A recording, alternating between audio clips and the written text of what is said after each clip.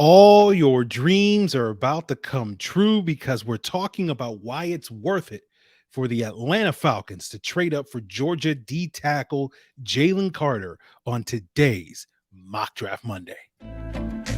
You are Locked On Falcons, your daily Atlanta Falcons podcast. Part of the Locked On Podcast Network, your team every day.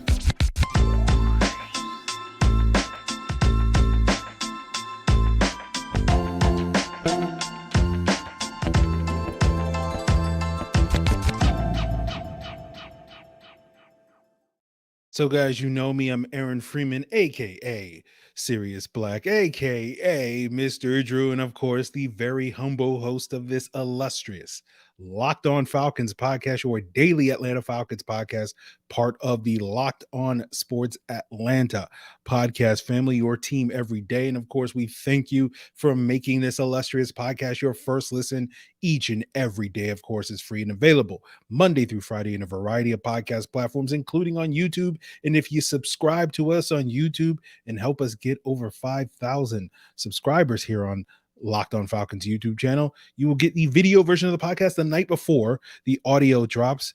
And you can also check us out on your Roku and Amazon Fire TV by downloading the Locked On Sports Atlanta app on your Roku and Amazon Fire TV. So without further ado, let's jump into the topic du jour on today's illustrious podcast. And it is Mock Draft Monday, of course, or maybe it's Mock Draft Sunday because you're watching us on YouTube because you're getting the video before the audio drops. And today we talk about a recent mock draft over the last week. And that gives us an opportunity to take a deep dive into the player that mock draft has the Atlanta Falcons select. And today we are looking at a mock draft from last Thursday from The Athletic, where all the various beat writers that cover the various teams in the NFL over at The Athletic ran their own mock draft. And the eighth pick, the Atlanta Falcons select. The eighth pick, the Atlanta Falcons select. The eighth pick, the Atlanta Falcons select. Sorry, had that soundbite on loop. always something going on. So with the eighth pick, the Atlanta Falcons select. Oh no, actually, with the fourth pick, the Atlanta Falcons select Jalen Carter, D tackle from the University of Georgia, and our very good friend Josh Kendall of The Athletic projected the Falcons to trade up from 8 to 4 with the Chicago Bears, who had already traded back from 1 to 4 with the Indianapolis Colts. So the Falcons could land Jalen Carter, and the Falcons gave up that 8th overall selection, as well as their second round selection this year, as well as their second round selection next year, in order to move up 4 spots in the draft to get Jalen Carter. And I'm sure you're also curious, okay, like if the Bears traded back twice, what did they get in their massive draft haul? Well, with the 8th selection that they got from the Falcons, they did take Peter Skoronski, the offensive tackle from Northwestern, who we talked about as a possible option for the Falcons on last week's Mock Draft Monday. But the Bears did get a second rounder from the Colts this year, the second rounder from the Falcons this year, a 5th rounder from the Colts this year, the Colts first rounder next year, and the Falcons second rounder next year. So basically, in order to get Peter Skoronski, they were able to pick up 3 seconds in a future first as well as a 5th.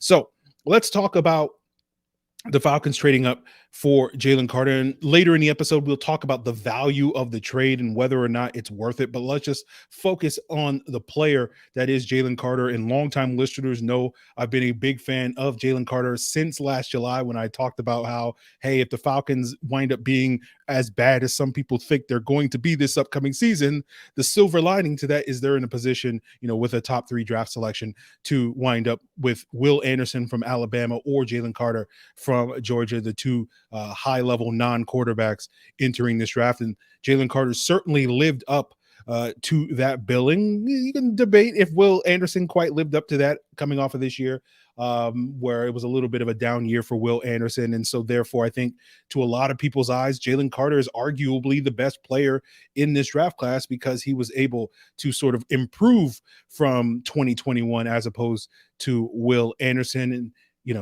I'm sure many of you guys that follow college football are well aware of Jalen Carter's, accolades. He has it all as a D tackle. He's been basically the best draft prospect on the best college football team in America the last 2 years.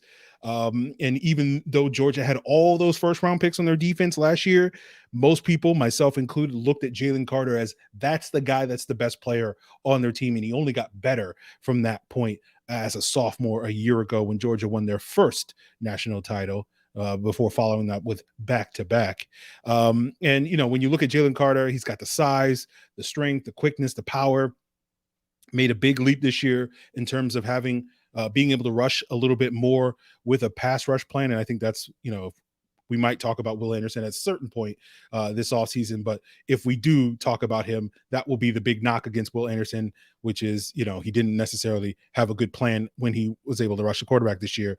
And it's not to say that Jalen Carter is super polished with this plan, because his plan is basically I'm gonna bull rush you or I'm gonna swim move you. But as a D tackle, I don't think he needs to be more than that. He doesn't have to be as varied with that, because his power, his strength, his quickness is going to overwhelm most guards in the NFL, as they did regularly in the SEC the last 2 years, including first round caliber prospects like Florida's O'Cyrus Torrence, who's 337 pounds. And if you watch that game, he bullied Torrence several times in that game. There was one notable rep where he just kind of just bull rushed him, put Torrence on skates, a 340-pound guard on skates into Anthony Richardson, the Florida quarterback. And Jalen Carter was able to, be successful lining up at a variety of techniques, whether that's the 1 technique, the 3 technique, the 5 technique. And for those of you that are not as familiar with what each technique is, the 1 technique lines up over the outside shoulder of the center, the 3 over the outside shoulder of the guard, and the 5 is over the outside shoulder of the offensive tackle. And the 5 technique is kind of the classic 3-4 defensive end. The 3 technique is kind of your classic 4-3 pass rushing defensive tackle. And the 1 technique is more of your classic 4-3 run stuffer, if you want to simplify that sort of thing. And Jalen Carter, because of his pass rushing prowess, he's going to be, billed as a 3 technique, a high level guy. And so he has that capability.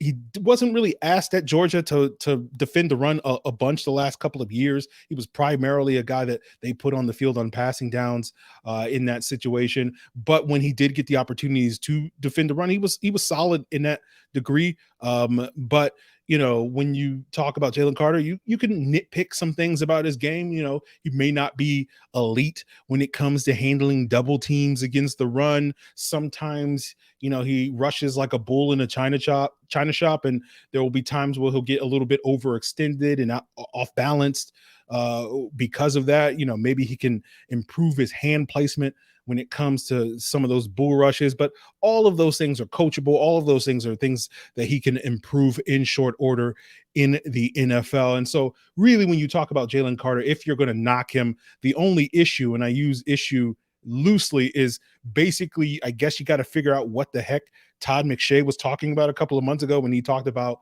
Jalen Carter might have character concerns. I've seen no indication that is a true statement. I don't think Todd McShay was making it up, but you've got to question whether or not the person he heard that from, is a reliable source in that regard. So that's kind of the lone data point in terms of Todd McShay saying a thing one time on television that suggests that, maybe Jalen Carter is not the world's greatest guy, but every other single data point seems to suggest that is a non-issue, and in fact the opposite of reality. So NFL teams got to do some research on that. I don't necessarily have to do any research on that. I could just watch the film and marvel at how incredible a football player he is.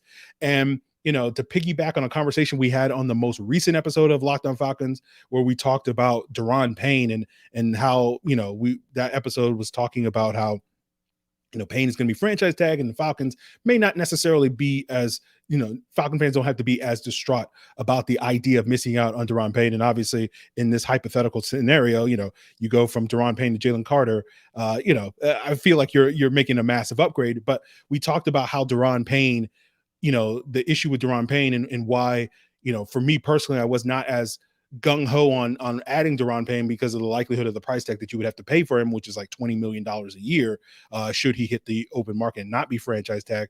But the knock on that was, Daron Payne would be the Robin to Grady Jarrett's Batman, that you would be paying $20 million to get basically the second best pass rusher on the football team. But if Daron Payne's Robin and Grady Jarrett's Batman, that kind of makes Jalen Carter Superman, to continue that analogy, in terms of the guy that has the potential to be one of the premier D tackles in the NFL. I'm not going to necessarily say he's going to be Aaron Donald good, because Aaron Donald is, on just a different level of everybody else. But, I do feel like Jalen Carter would be in the mix to inherit the championship belt as the best interior pass rusher in the NFL, now that guys like J.J. Watt's retired, now that you probably look at an Aaron Donald who looks like he's probably going to retire in the next year or two at some point in time. And so Jalen Carter could be the guy that inherits that belt as, hey, that's the most dominant, interior pass rusher in the NFL. And so you kind of look at Aaron Donald on his own tier, right? And then the next tier is where like Chris Jones is, and Fletcher Cox in his prime, and Cameron Hayward, and you could probably put Calais Campbell in his prime on that next tier, and then you probably put Grady Jarrett on a notch below that on the next tier. If Aaron Donald's like a 0 tier because he's beyond first tier, and that Chris Jones tier is a first tier guy. Grady Jarrett's probably a second tier guy. I think Daron Payne's probably a third tier guy, a notch below that. I think Jalen Carter has the potential to be a first tier interior type of pass rusher. So, if he's Superman, then I guess that probably makes Aaron Donald dark side, if for all my comic fans, in that regard, just because Aaron Donald's out here trying to murder people with helmets. So he's a super villain. But yeah, we'll talk a little bit more about the worth of Jalen Carter and whether or not it's worth giving up 2 second-round picks in order to secure your Superman. And the answer is yes, but we'll talk about why that is as we continue today's episode. But it is the midway point of the NBA season, or we're past the midway point of the NBA season, and it's the perfect time to download FanDuel, America's #1 sportsbook, because new customers get a no-sweat first bet up to $1,000. That's bonus bets back if your first bet doesn't win, and all you got to do is download the FanDuel Sportsbook app, and it's safe, secure, and super easy to use, and you can bet anything you want, from money lines to point spreads, even the same game parlays. And as I'm recording this, the Hawks are currently up against the Brooklyn Nets, and they wind up, retaining that lead and winning that game. They'll be 2-0 since they fired Coach Nate McMillan. And so maybe you want to ride that win streak. So make sure you take advantage of that no sweat first bet up to $1,000 in bonus bets when you go to FanDuel.com/lockedon. That's FanDuel.com/lockedon. Make every moment more with FanDuel, an official sportsbook betting partner of the NBA. So when we talk about the idea of trading up in the draft, in general, I am anti-trading up, and we'll discuss exactly why a little bit later on today's episode. But I think I would make the exception for a player of Jalen Carter's caliber, or at least of a player I think Jalen Carter has the potential to be. And it's not necessarily, I don't want anybody's takeaway from today's episode to be, Aaron is saying that the Falcons should trade up for Jalen Carter. It's more that today's takeaway that in this specific scenario that Josh Kendall has laid out, where the Falcons trade up for Jalen Carter, I think is a great trade for the Atlanta Falcons. And I think that is due to the price, where you're giving up a second this year and a second next year. And I think, a good way to evaluate that is by looking at the various trade value charts. And if you guys checked out the episode earlier this week with Brad Spielberger of PFF, I have a tendency to nerd out about these trade value charts. So this is right up my wheelhouse in terms of this. But there are 3 main trade value charts that we can sort of look at and evaluate this trade. And that's the Jimmy Johnson trade value chart that, is 35 years old now at this point in time. At the very least, it's the Rich Hill trade value chart, which is a little bit more updated to how actual trades work in recent years. And then there's the Fitzgerald Spielberger trade value chart that we talked about with Brad earlier this week, that is more about, sort of outcomes as based off of finances. We'll get into the specifics in that, but let's look first at the classic trade value charts, which is that Jimmy Johnson one. And according to that trade value chart, going from 8, where the Falcons are currently picking, to 4 is worth 400 points. And if you just look at that, 400 points standalone would be worth a mid-second round pick, the 50th overall selection. So the Falcons giving up 2 second-round picks is basically worth double what the points is. And I will say we're looking at the second round pick that the Falcons currently have, number 44. And I'm also making an assumption that the 2024 second round pick, in order to value these things, is basically in the middle of the second round, the 48th overall draft selection. And so those two combined in the Jimmy Johnson trade value chart would be about 888 points. So a little bit over double the worth of going from 8 to 4. If you look at the Rich Hill trade value chart, which I believe was created back in 2017, when was based around the actual pick for pick trades that were used in the NFL over the 5 previous years, a move from 8 to 4 would be about worth 85 points, which is worth standalone the 61st overall selection, so a late second round pick. And the Falcons would be giving up, in terms of this scenario, about 256 points, which is 3 times the value of what that trade value chart says a team going from 8 to 4 needs to give up.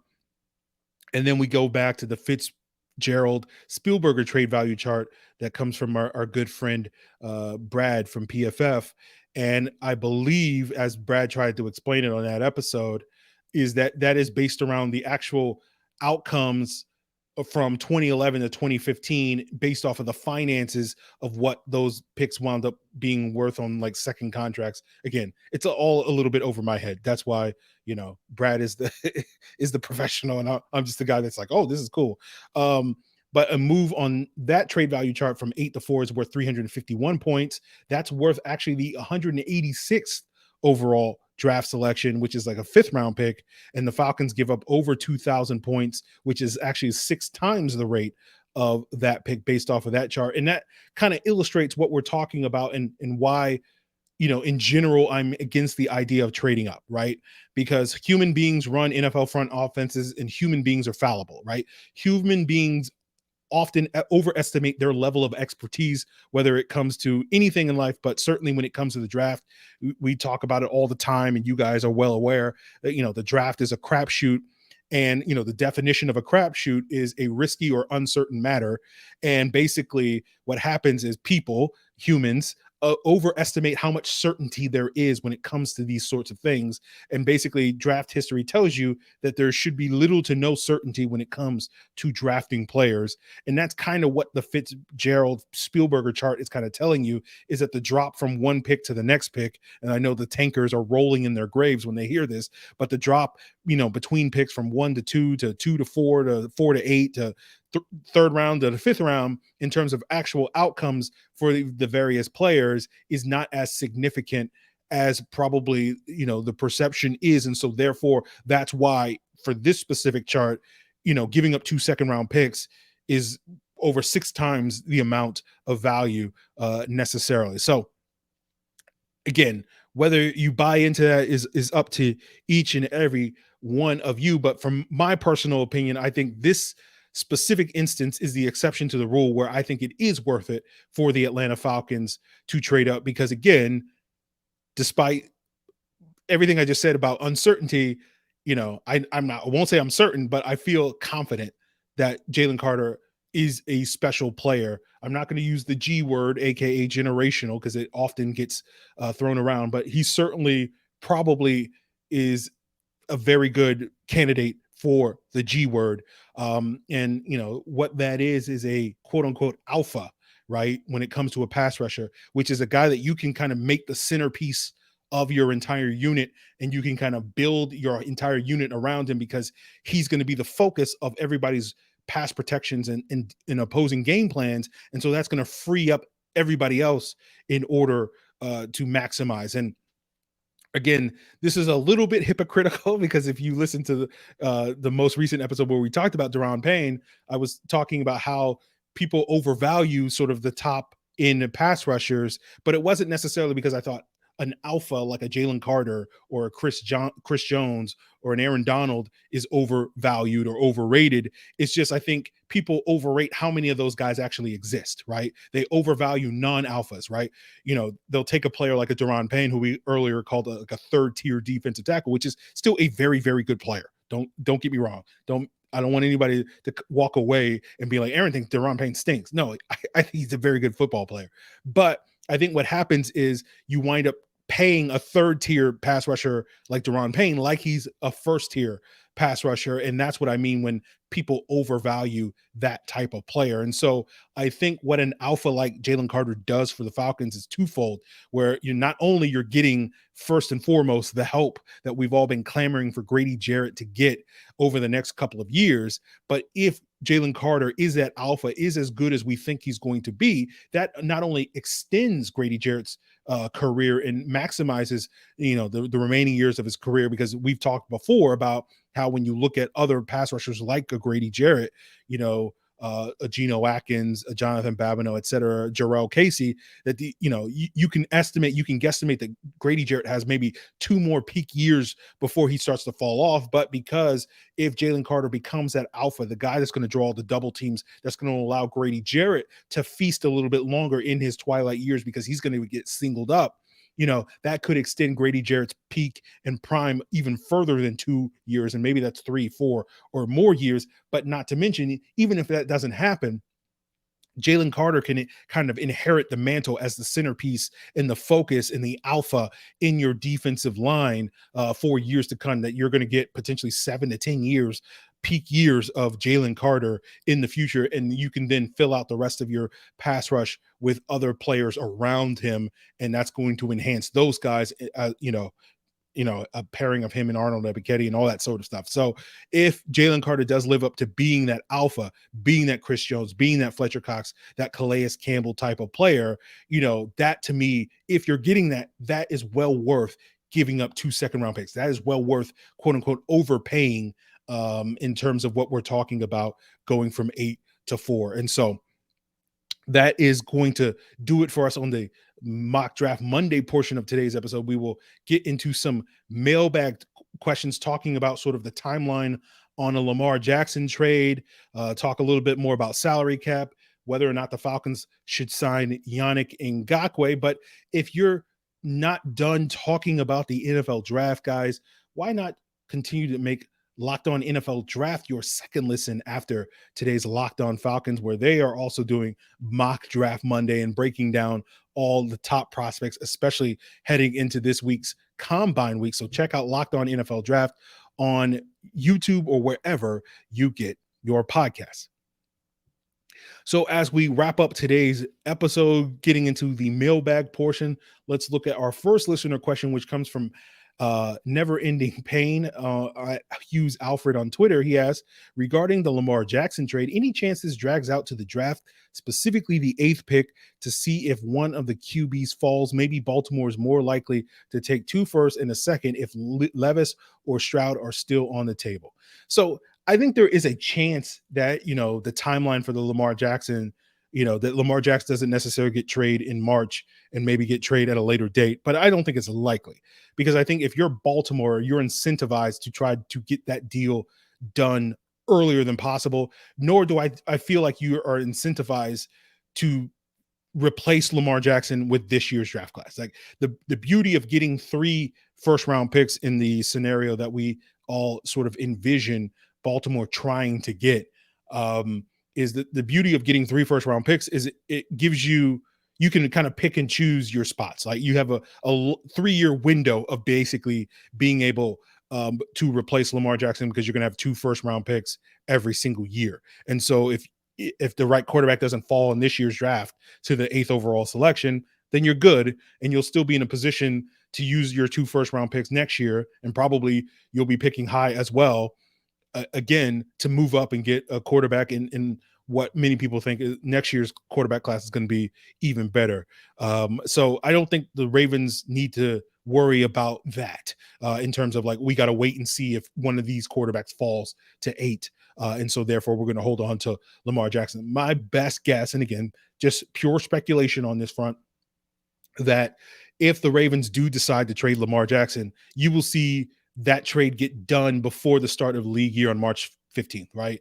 So the two dates that we have to pay attention to is March 7th, which is the deadline for the franchise tag. And the scenario that I think a lot of people are picturing when it comes to the Lamar Jackson trade is that the Ravens on that day decide to put the tag on Lamar Jackson. Lamar Jackson basically says, I'm not going to play on the tag. I'm done. My days as a Baltimore Raven are over because I refuse to play on the franchise tag.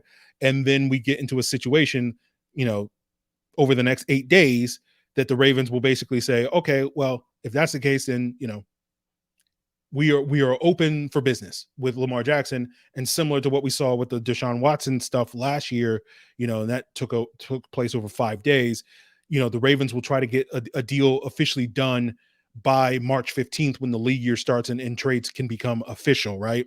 And it's incentivized for the Ravens to do that because they can maximize their value during that window. Because if they wait until after, other teams are filling, the Derek Carr and Aaron Rodgers and Jimmy Garoppolo and whoever else is on the move this offseason, other teams will basically fulfill their, quarterback holes.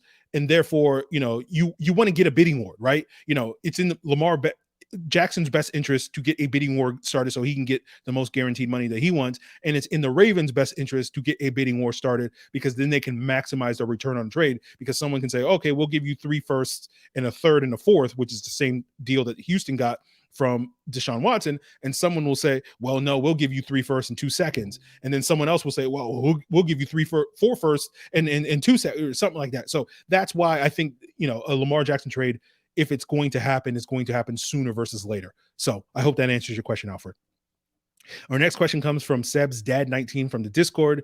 He says, you mentioned the salary on the salary cap episode that teams trading would absorb the guaranteed portion of the salary. Does this matter when it comes to pre and post June like cuts and how they're handled? If I understand what you're asking, no, they don't. I don't think there is any distinction between when you're absorbing / inheriting a base salary pre or post June. Right. I think there are points in the calendar where, there are clauses in people's contracts where if you're on the roster at this certain date, then your base salary becomes guaranteed. And so therefore it's theoretically possible for a team to trade a player before that date. And therefore the team that acquires that player can then go in and sort of erase that clause, renegotiate that clause in their contract. It's possible for that to happen so that guarantee doesn't kick in. But I don't think there's no automatic way of doing that based off of June 1st versus June 2nd type of thing.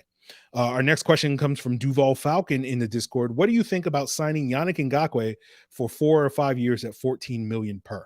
So, I don't think Ngakoue is going to be on the team's radar just because I don't think he has the 3 down value or the size that this team wants for an edge rusher, given how, Ryan Nielsen and the Saints like to play with lighter boxes. And that's kind of going to be the thing for a lot of teams in the NFL.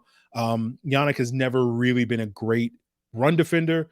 Duval Falcon, assuming that you're from, the Jacksonville area, Duval County, I'm sure you're well aware that, Yannick Ngakoue's ability as a pass rush specialist will not knock him there. He's gotten 8 sacks every single year he's been in the NFL.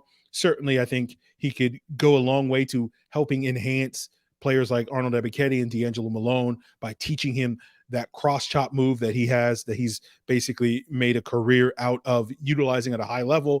But I think with Yannick, there's been diminishing returns ever since he left Jacksonville. Like basically ever since he came out of Calais Campbell's shadow, he has not been the same dominant pass rusher that he was in Jacksonville.